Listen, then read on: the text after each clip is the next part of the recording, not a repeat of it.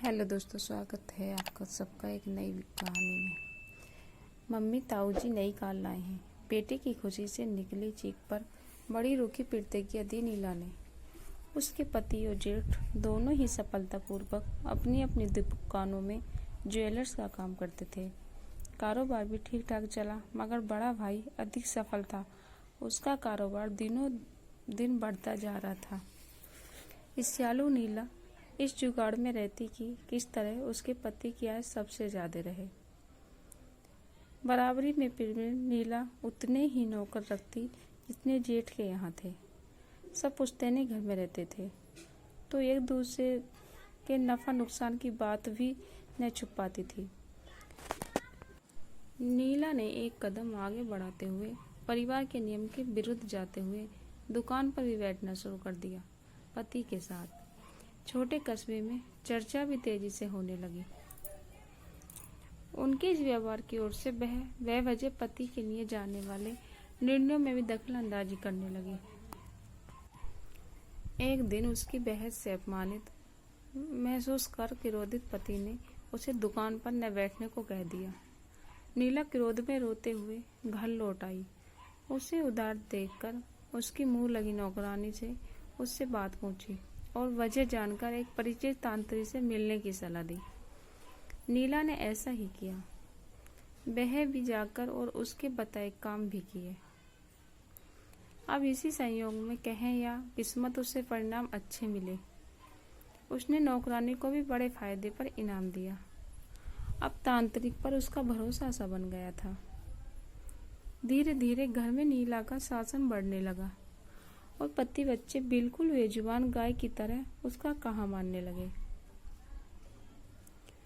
जिस घर में अजनबियों की मनहाई थी, वहां अब उस तांत्रिक का भी आगमन बढ़ गया। उसके पति अवनीश की भूमिका नगण्य रह गई।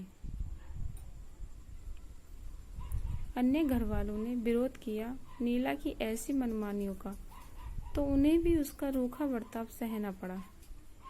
यह बातें इतनी बढ़ने लगी कि घर वालों से भी लोग ईर्ष्या करने लगे। उसके जेठ ने उसे समझाते हुए कहा, बेटा हमारी इज्जत है, समाज है, चार लोग घर की बहू को ऊट पटाक कहें अच्छा नहीं लगता। मैं अपने पोर्शन में बुलाती हूँ, जिसको बुरा लगे वह मुझसे मतलब न रखे, वरना नीला ने चेतावनी देते हुए कहा। उसकी हैंकड़ी देख उसका जेठ अनिरुद्ध विनाशकाले विपरीत बुद्धि कहकर अपने कमरे में चला गया। इधर नीला अब वो स्वच्छंद हो गई। धीरे धीरे वह उस तांत्रिक के अलावा अन्य लोगों के भी संपर्क में आने लगी। अब वह उसका मानो दाहिना हाथ बन चुकी थी। जो वह चाहता अवनीश के घर में वही किया जाता।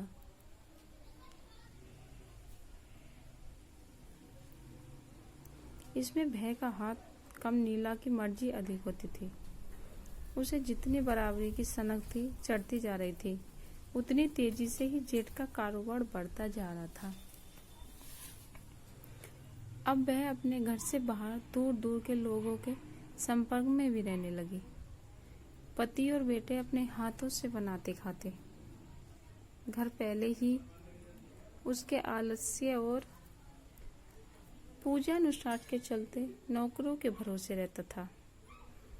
अब वह भी बर्बादी की ओर बढ़ने लगा।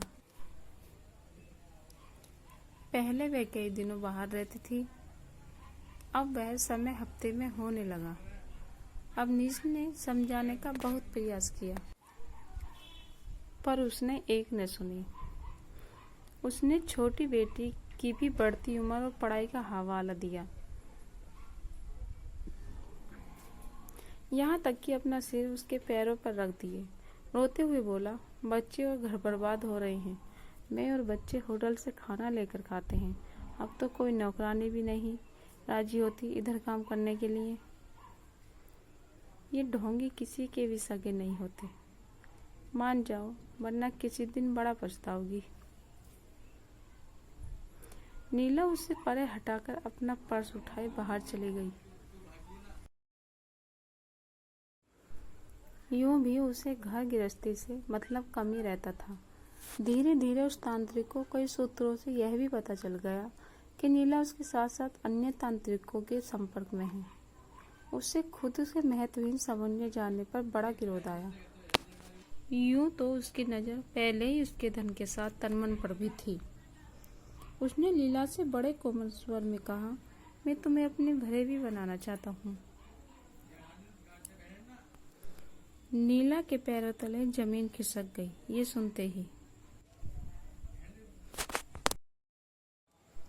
सुनते ही उसने शीघ्रता से इनकार कर दिया। वो तेजी से पर्स उठाकर अपने घर की ओर चल दी।